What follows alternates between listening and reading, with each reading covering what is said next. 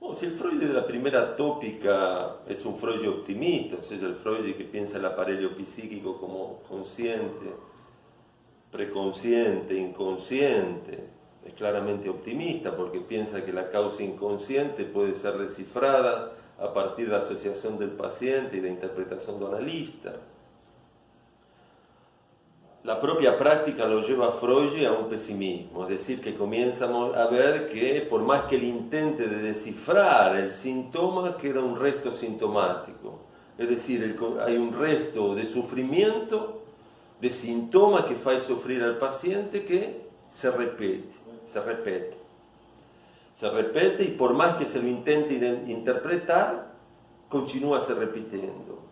Entonces, quer dizer que todo el primer aparelho de alguna manera se desmorona para Freud, porque ese primer aparelho estaba montado sobre el principio do prazer y ahora se encuentra con un síntoma que resiste a la interpretación que faz sofrer al paciente. Quer decir que Freud se depara con un além do principio do prazer.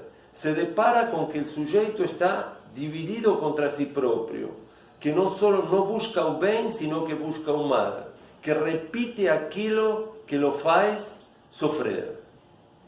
Justamente el encontro con ese resto sintomático, con ese além do principio do prazer, le faz declinar la primera teoría del aparelho psíquico que estaba montada sobre el principio do prazer.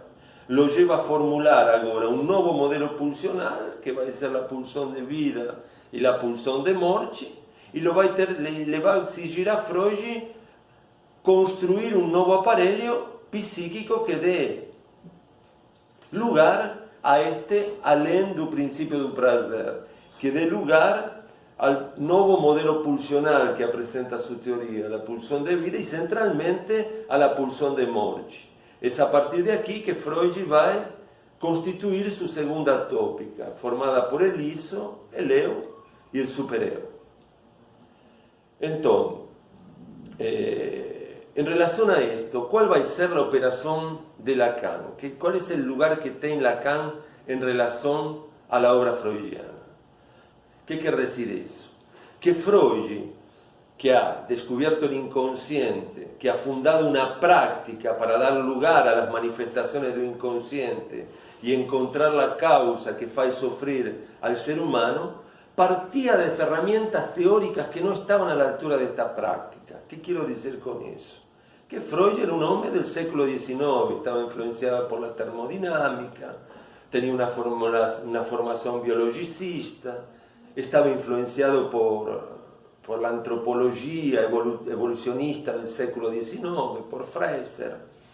Es decir, tenía una serie de herramientas para formalizar su práctica, que era una práctica de palabra, que es una práctica que con la palabra trata de dar una salida al sufrimiento humano, al síntoma humano.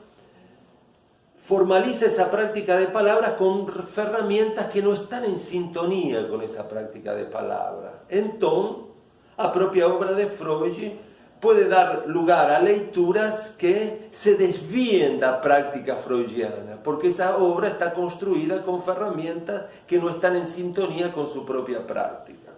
Esta va a ser la operación de saber de Lacan. Entonces, Lacan dice, va a partir de esto, la práctica analítica es una práctica de palabra. Si es una práctica de palabra, la práctica analítica está en relación al campo del lenguaje.